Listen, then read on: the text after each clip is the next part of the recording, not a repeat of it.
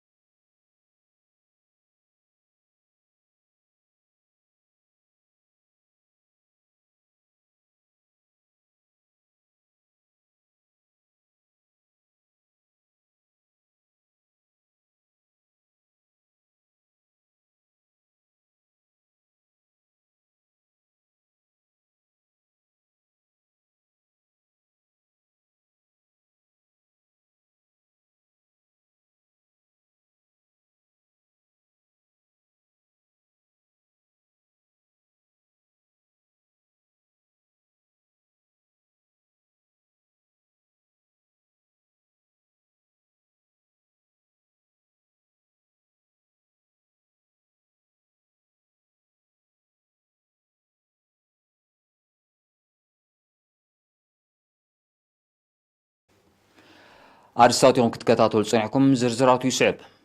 منقسي إرترا دحنة هزبن هاجر نموحاستي بحدا ميازيا زوطا أواج عبوتو تصنعو كونتات لبدا بدقيقنا تقمقمة عب ساعتو لكعنا زلو حابرتا كوهاب مهانو أفليتوم ملو تحسو نايتي لعلواي حيل عمام مكلخا لبدا كورونا فيروس زوطو ممرحي يسعب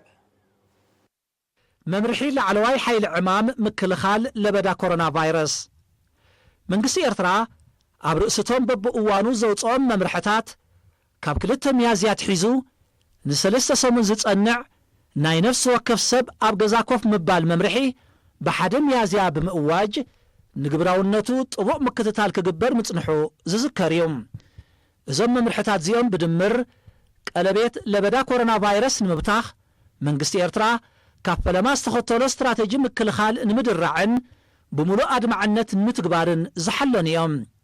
نزل بدازن مقودتار كلن زملكتن أكالات بوهدتن لعول توفاينتن أبعتب سراح تتصميدن يركبام كساب حجي كان مقشا وطا هاجر بأير بحرن مريتاو دوباتنان نستمرسو زيغاتاتن مسؤوم قربا متأسسار زنبورم سدرابيتاتن بطعل الله نلعلي شحن 667 أب كل زباتات هاجرنا لعسران حدن معالتات بموشاب نتطرطرو حكمناو مرمراتات بمكياد كمون بتحمام نتلخبو زاد اللي حكمناو كنكن إنا تقبري حدقا للعلم قدتارن مقطعين حيال صعرتات يكهد اللوم مزخو اللقن بكورونا فيروس نا اتلخبو زيقاتات قطري ناب 39 ديب اللوم من قس زوصون ممرحتات كمون سمويات عنان كإلاتاتن زهبو مخرن استمهرون أم تقبار كساب حجي زيقاتات زرعيو تقداسنتن عتبنتن حيدت تحساتات قديفكا بحافشا زنا أديوم انتخوني بحرين حدقنيانتن نايزل بدازي أبقمت بمئتاو أبز حالفة بتزاماد حتير أوان نلبدا كورونا فيروس تقوطات إرنايوك بحال أي كالن أب حيال هاجرات بزقمتا جميرو بقصبت إنا نهارز متزل لبدا حدقنيا بحرين نايت فيروس زقول لحن توسح عتب تعري جينا كم زد لينا زرقاقت انيوم بز مخنيات زي منقستي إرترا دحنة هزبن هاجرن موحاس بحادة ميازيا زوطا أواج أبوتو تصنعو كونتات لبدا بدقيق إنا تقمقمي أب ساعاتو لكعنت زلو حابريتا كوهاب مخان يفلت زي أب قبرو عيلو تصنحن زقصلن ممرح زي أزيوم وسنتن زخونو لمعاتاون أقولقلتاون نتفتات كتسالنتهم زو حسكوان تخوني أب علتاون من نبابرو هزبي بفلاي أبتم كاب إدنا بأب زنابرؤم زيغاتات زلوت صلواه قليل كم زيكوني ردو إيوم أبتن نتفتاتن بمعصاوط راي زيكوني دومس سراحتنياتاتن كخفلات قصيبن زتصنحان ንብሕጅውን ብመሰረት እዚ ኣዋጅ ዝቕጽላን ወሃብቲ ኣገልግሎት ትካላት ዝህልዎ ጻውጦውን ግሉጽ እዩ እንተኾነ ነዚ ሓደጋ እዚ ብዝወሓደ ሃስያ ክንከላኸሎን ክነወግዶን እንኽእል ምስ ዓቕምናን ኩነታትናን ከዓ ካልእ ኣማራፂ ስለ ዘየለ ብቐንዱ በዚ ጽኑዕ ናይ ምክልኻል እስትራቴጂ ጥራይ ስለ ዝኾነ ኣብ ትግባረ ናይ ዝመምርሒ እዚ ሕጂ እውን ብተወሳኺ ዓቕሊ ተወፋይነትን ንቕሓትን በብወገንና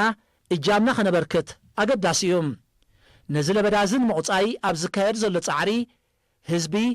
ኣብ ኩሉ ኹርናዓት ሃገርና ዘርኣዮ ልዑል ዲስፕሊን ሓድሕዳዊ ምትሕልላይን ምድግጋፍን ንጽጉማት ምርዳእ ዓቕሚ ምክልኻል ኮሮና ቫይረስ ንምዕዛዝን ሃገራዊ ማዕከን ንምስሳንን ኣብ ውሽጢ ሃገርን ወፃእን ዝተራእየ ልግስን ወፈያታትን መቐጸልታ ዘኹርዕ ባህልና ኾይኑ ደጊምካ ክብርን ምስጋናን ይግብኦም ኣብ መወዳእታ ኣብ ምክትታል ትግባረ መንግስታዊ መምርሕታት ብልዑል ተገዳስነትን ተወፋይነትን ንዝነጥፉ ዘለዉ ኩሎም ኣካላት ብምምስጋን ኣብ ዝቕጽል እዋን እውን ምክትታሎም ክሕይሉ ሓይሊ ዕማም ይላቦም ዓወትን ሓፋሽ ላዕለዋይ ሓይሊ ዕማም ምክልኻል ሕማም ኮሮና ቫይረስ 22 ሚያዝያ 2020 ናብ ካልእ ዜና ምስ ንሰግር ቤት ጽሕፈት ኢፍታን እስላማዊ ጉዳያት ሎሚ 22 ሚያዝያ ብዛዕባ ምጅማር ወርሒ ሮመዳን ኣብዚ ክቡር ወርሒ ምእመናን ክኽተልዎ ዝግብኦምን መግለፂ ኣውፅኡ ኣካይዲ ስራሕ ሙፍቲ ኤርትራን ዋና ጸሓፊ ላዕለዋይ ባይቶ ኢፍታን እስላማዊ ጉዳያትን ኤርትራ ሼክ ሳለሚ ኢብራሂም አልሙኽታር ኣብ ዝሃብዎ መግለፂ ንክቡር ወርሒ ሮመዳን ንቡር ኣብ ዘይኮነ ኩነታት ንቕበሎ ኣሎና ድሕሪ ምባል ኣቐዲሙ ካብ ተላባዲ ሕማም ኮሮና ቫይረስ ንምክልኻልን ድሕነት ህዝቢ ንምሕላውን ተባሂሉ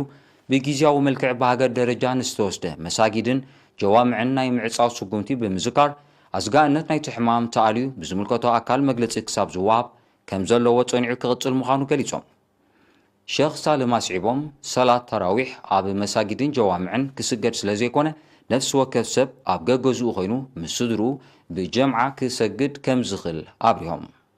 ብዘይካዚ ሼክ ሳልም ንጾም ብጽኑዕ ዝሓመሙ ጾም ብዕድመ ዝደፍኡ ናይ ገንዘብ ዘካት ኣልፈጥሪ እዋን ፍጡር ወርሒ ሰናይ ተግባርን ወርሒ ምቕባል ዱዓን ዝምልከት መብሪ ድሕር ምሃብ ንስለ ድሕነትናን ድሕነት ሕብረተሰብናን ብዝምልከቶ ኣካል ብዝወሃበና መምርሒ ተቐይድና ክንመላለስ ብሰንኪ ህልው ኩነታት ንዝተጸገሙ ወገናት ድማ ኢድና ክንዝርግሕ ብምልባው ለበዳ ኮሮና ቫይረስ ንምግታሕ ብመንግስትን ህዝብን ንዝግበር ዘሎ ጻዕሪ ብወፈያታት ክንድርዕ ጸዊዖም ኣብ መወዳእታ ድማ ናይ መልከፍቲ ሓደጋ እናንጸላለዎም ነፍሶም ወፍዮም ከቢድ ኣበርክቶ ንዝገብሩ ዘለዉ ሰብ ሞያ ሕክምና ረቢ ክሕግዞምን ክሕልዎምን ንዝሓመሙ ድማ ኣላህ ሕውየት ክእዝዘሎም ተመንዮም ክቡራት ተዓዘብቲ ንምልእ ትሕዝቶ ናይዚ መልእኽቲ እዚ ድሕሪ ዜና ኣብ ዝቐርብ መደብ ተኸታተሉ ማዕከን ምኽተ ኮቪድ-19 ንምስሳን ኣብ ውሽጥን ወፃን ብገንዘብን ዓይነትን ዝግበር ወፈያታት ይቕጽል ከም ዘሎ ሚኒስትር ጥዕና ናብ ኤሪና ኣብ ዝላኹ ዕለታዊ ጸብጻብ ገሊጹ ንዝተዋሃደ ጸብጻብ ገረ መስቀል ገረዝጌር بمسألة الصبصاب محبر مخاين وايت أب جدان كبابيان أب رئيستي أقدمهم بقصة زواسو 100 شح ريال توسخي 300 شح ريال بتقلال 400 شح ريال صراحة جثات بعل مزي ودبات باتعين عسبن 514 شحن 230 شوعة نقفة محبر متحجاز كفل السراوي 84 100 شح نقفة سبيس كل شحن حدن إيرترا كل شحن نقفة محبر صراحة نيتات ريرسي بوتل الشير كامباني 5 شحن نقفة محبركم الجين 10 شحن نقفة جراج ناس الناس 10 شحن نقفة بحتى تكال ما يحنسد ما 5 شحن نقفة بحساب مخاطر كورونا فيروس أتاو جيرم الله بتمساسلي محبر وننت جرادين دك محرة 6 شحن نقفة وهابت أقول له توريزم باطع 15 شحن نقفة أب نقدس توافروا 30 حدن نبرتك تم عد قيح 119 شحن كل 100 نقفة من محدار كباب كاريبوسا 15 شحن نقفة مكففال الكلاوي مستمقير عد قيح 14 شحن نقفة نبرت حوسك تمام عيمنه 67 شحن شوعت 100 نقفة بركت زبلوا الكزجات دما أستا 320 شحن نقفان كل $10 وفيهم أذا كم زيلن كله وزير أستير إمبايز تفعلت نبارة فرانكفورت الجرمن أبرزت بجنزب زوفيتو 5 شحن نقفة أبكتم أسمرا كبابي فيلاجو أبزر كبيتان زنبرو تخاريتي نسلست وارح كاب كفليت كراي ناس أخذ قبره من كلا ስነ ጥበባዊ ግዳይ ገብረ ሚካኤል ድማ ኣብ ንጡፍ ኣገልግሎት ንዝርከቡ ሞያውያን ጥዕና ዝግልገልሉ 228 ነጻጊ ኣልኮልን 95 ፈሳሲ ሳሙናን ኣበርኪቶም ብዘይካዚ ወለንታውያን መንእሰያት ሓውሲ ከተማ ማይምነ ብውልቆምን ካብ ሰብ ጸጋ ብዘዋጽዎን ገንዘብ ን67 ጽጉማት ስድራ ቤታት ዓይነታዊ ደገፍ ክገብሩ እንከለዉ ነበርትን ዝዘባጸሩና ድማ ን140 በተኻ ስድራ ቤታት ዓይነታዊ ሓገዝ ከም ዝገበሩ ወኪላት ኤሪና ሓቢሮም ኣብ ዞባ ማእከል ነበርቲ ንኡሳን ዞባታት በብከባቢኦም ተወዲቦም ንጽጉማት ወገናቶም ዝገብርዎ ዘለዉ ገንዘባውን ዓይነታውን ደገፍ ይቕጽል ኣሎ ወኪል ኤሪና ቢንያም ፍስሓ ዘዳሎ ጸብጻብ ሻምተወልደ ኣብ ምምሕዳር ንኡስ ዞባ 4 ኣስመራ ህዝቢ ዘዋጽኦ 139,000 ነቕፋ ብዓይነትን ገንዘብን ን323 ጽጉማት ስድራ ቤታት ክከፋፈል እንከሎ ኣካረይቲ ናይቲ ምምሕዳር ብወገኖም ን151 ተኻረይቲ ካብ 1 ወርሒ ክሳብ 3 ወርሒ ካብ ክራይ ነፃ ገይሮምዎም ኣብ ምምሕዳር ንኡስ ዞባ ጸጸራት ዝርከቡ ክልተ ኣካረይቲ እውን ን7 ተኻረይቲ ናይ 2 ወርሒ ተቐማጢት ስዊዘርላንድ ዝኾነት ዜጋ ድማ ኣብ ማይ ተመናይ ኣብ ዝርከብ ኣባይታ ብኽራይ ንዝነብሩ ስድራ ቤታት ብተመሳሳሊ ን2 ወርሒ ካብ ክራይ ነፃ ገይራቶም ኣላ ኣብ ምምሕዳር ንኡስ ዞባ ጎዳይፍ ከዓ 161 ዜጋታት ዘዋጽዎ ልዕሊ 107,000 ነቕፋ ን197 ጽጉማት ብገንዘብን ዓይነትን ተኸፋፊሉ እዚ ከምዚ ኢሉ እንከሎ ኣብ ምምሕዳር ንኡስ ዞባ ገጀረት እትቕመጥ ስማ ክጥቀስ ዘይደለየት ንመሰሰኒ ማዕከን መኸተ ኮቪድ-19 ዝውዕል 50,000 ነቕፋ ማሕበር ኤርትሮ ጀርመን 35,000 ነቕፋ ክልተ ዜጋታት ድማ 8,000 ነቕፋ ከወፍዩ እንከለዉ ገበርቲ ሰናይ ዘዋጽዎ ልዕሊ 60,000 ነቕፋ ድማ ን210 ጽጉማት ተዓዲሉ ብተመሳሳሊ ካብ ነበርቲ ንኡስ ዞባ ኣኽርያ ዝተዋጽአ ልዕሊ 41,000 ነቕፋ ዝግመት ገንዘብን ዓይነትን ን80 ጽጉማት ክከፋፈል እንከሎ ክልተ ነበርቲ ናይቲ ምምሕዳር ብድምር 15,000 ነቕፋ ንመሰሰኒ ማዕከን ምክልኻል ሕማም ኮሮና ወፍዮም 32 ገበርቲ ሰናይ ነበርቲ ምምሕዳር ዕዳጋ ሐሙስ እውን ልዕሊ 118,000 ነቕፋ ዝዋግኡ መቑንን ድኳን ሕድሪ ናይ 203 ጽጉማት ስድራ ቤታት ክሽፍኑ እንከለዉ ኣስመራ ውፅኢት ጸባን ስጋን ብወገኖም ንዝተጠቕሱ ጽጉማት ዋጋ 4,400 ነቕፋ ጸባ ዓዲሎም ብዘይካዚ ነበርቲ ፓራዲዞ ን59 ጽጉማት ንነፍሲ ወከፍ እኽልን ካልእ ዓይነታዊ ደገፍን ክገብሩ እንከለዉ 12 ኣካረይቲ ድማ ን55 ተኻረይቲ ካብ ናይ 1 ክሳብ 3 ወርሒ ክራይ ሓዲጎምሎም ኣብ ምምሕዳር ገዛ ባንዳ እውን 45 ነበርቲ ዘዋጽእዎ 90,000 ነቕፋ ን150 ጽጉማት ክመቓራሕ እንከሎ ማሕበር ምትሕጋዝ ሰላም ድማ 11,700 ነቕፋ ንጽጉማት ሓገዝ ገይሮም ብተወሳኺ ተቐማጢት ስዑዲ ዝኾነት ዜጋ ኣብቲ ምምሕዳር ኣብ ዝርከብ ኣባይታ ንዘካረየቶም 3 ተኻረይቲ ን3 ወርሒ ብነፃ ከም ዝቕመጡሉ ገይራላ ኣብ ዝተፈላለያ ንኡሳን ዞባታት ጋሽ ባርካ ወለንታውያን መንእስያት ንትግባረ መምርሒታት ምክልኻል ኮሮና ቫይረስ ንምርጋጽ ኣድማዓይ ስራሕ ይዓምለው ቶም መንእስያት ካብ መወዳእታ ወርሒ መጋቢት ጀሚሮም ንቕሓት ሕብረተሰብ ብዛዕባ እቲ ለበዳ ሳዕቤናቱን ኣገባባት ምክልኻሉ ንምዕባይ ምዝምልከቶም ኣካላት እናተዋህዱ ብመጉልሒ ድምፂ ኣነቓቓሒ ኣስተምህሮታት ይህቡ ከም ዘለዉ ከም ውፅኢቱ ድማ ትግባረ ዝወፁ መምርሒታት ዝምስገን ምዃኑ ወኪላት ኤሪና ሓቢሮም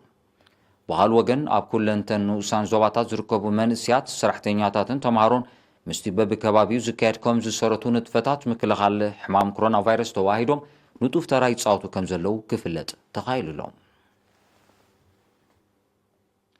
ክቡራት ተዓዘብትና ድዕል ዝሓፀር መሰጋገሪት ሃገራዊ ዜናታት ሒዘ ክምለሰኩም እየ ምክትታልኩም ክትቅፅሉ ደጊመ ብኽብሪ ዕድም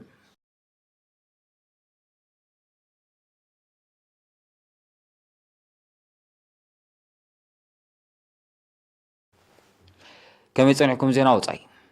بدرجة عالم تقلال بكورونا فيروس نايز تلخفو سبات نابستات كلتن 6 مليون كم زعرقاب زقلصول زلو اب امريكا طراي بيت فيروس نايز تلخفو قطري لعلي 800 شح بصيهم زي كازي قطري بتي فيروس زموتو بدرجة عالم ناب لعلي 280 شح كبل انكلو لعلي كلتا سيسو كابوم اب هاغور اوروبا استمزغبو مخانو تفليتلهم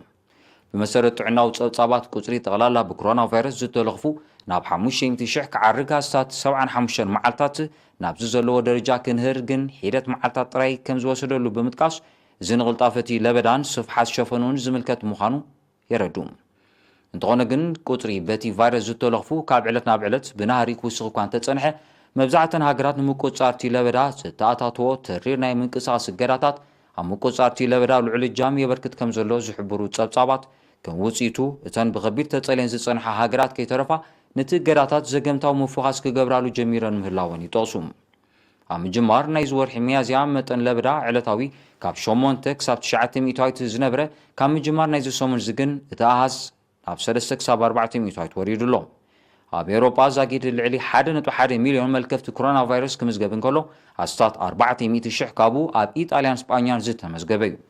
ልዕሊ 10 ሚእታዊት ካብቶም ዝተለኽፉ ድማ ህይወቶም ሲኢኖም ኣለዉ ልዕሊ ሓደ ሲሶ ካብ ጠቕላላ ዝተመዝገበ መልከፍቲ ናይቲ ቫይረስ ኣብ ሰሜን ኣሜሪካ ብቐንዱ ኣብ ሕቡራት መንግስታት ኣሜሪካ ክኸውን እንከሎ መጠን በቲ መልከፍቲ ዝሰዓበ ሞት ግን ምስ ኤውሮጳ ክነጻጸር እንከሎ ዝተሓተ ምዃኑ ዝሕብሩ ጸብጻባት ኣስታት 5 ሚእታዊት ካብ ጠቕላላ ዝተለኽፉ ህይወቶም ከም ዝሳውኑ ይነጽሩ ዶብ ኣሜሪካ ካብ ካልእ ክፋል እቲ ዝቐልጠፈ ለበዳ ናይቲ ቫይረስ ዝተመዝገበሉ ዘሎ ምዃኑ ዝሕብሩ ጸብጻባት ኣብ ዝሓለፈ 24 ሰዓታት ኣብቲ ዞባ ቁፅሪ ብኮሮና ቫይረስ ዝተለኽፉ ናብ ልዕሊ 100,000 ከቢሉ ኣሎ ኣብ ኣህጉር ኣፍሪቃ ድማ ብጠቕላላ ኣስታት 25,500 ሰባት በቲ ቫይረስ ክልከፉ እንከለዉ ልዕሊ 1,100 ድማ ህይወትን ሲኢኖም ኣለዉ እዚ ኣሃዚ ምስ ካልእ ክፋል ዓለምና ክነጻጸር እንከሎ ኣዝዩ ትሑት እኳ እንተኾነ ሃገራት ኣፍሪቃ ከይዛንያን ለበዳ ኮሮና ቫይረስ ንምቁጻር ወሲዶኖ ንዘለዋ ስጉምታት ክቕጽልኦን እየን ክኢላታት ዓውዲ ዝጽውዑ ዘለዉ ብሰንኪ ለበዳ ኮሮና ቫይረስ ድሕሪ ካልኣይ ውግዕ ዓለም ዝኸፈ ሰብኣዊ ቅልውላው ክስዕብ ከም ዝኽእል ውድብ ሕቡራት ሃገራት ኣጠንቂቑ ኣብዚ እዋን እዚ ልዕሊ 800 ሚልዮን ሰባት ብሰንኪ ባህርያውን ሰብ ሰርሖ ጸገማትን ሓደጋ ጥሜት ተቓሊዖም ከም ዘለዉ ዝሓበረት ውድብ ኣብዚ ዓመት እዚ ብውሕዱ 130 ሚልዮን ተወሰኽቲ ነቲ ጸገም ክቃልዑ ከም ዝኽእሉ ኣሚቱ እቲ ተርዮ ብፍላይ ኣብተን ፀጥታዊ ቅልውላው ዘለዎን ሃገራት ክገድድ ከም ዝኽእል ሕቡራት ሃገራት ኣብ መግለፂኡ ኣስፊርዎ ኣሎ መሰረቲ መግለፂ የመን ዲሞክራሲያዊ ሪፐብሊክ ኮንጎ ኣፍጋኒስታን ቬኔዙዌላ ሪፐብሊክ ደቡብ ሱዳን ሶርያ ናይጀርያን ሃይትን እቲ ጸገም ብቐዳምነት ክጸልወን ዝኽእላ ሃገራት ተባሂለን ኣብ ቅድሚ ተሰሪዐን ኣለዋ ሕማም ኮሮና ቫይረስ ኣብተን ብቁጠባ ዝበልጸጋ ሃገራት ከቢድ ሰብኣውን ቁጠባውን ክሳራታት የስዕብ ከም ዘሎ ይፍለጥ ብሰንኪ እቲ ለበዳ ኣብ 2020 ዝኸፈ ቁጠባዊ ምከት ክስዕብ ከም ዝኽእል ኣቐዲሙ ክእመት ጸኒሑ እዩ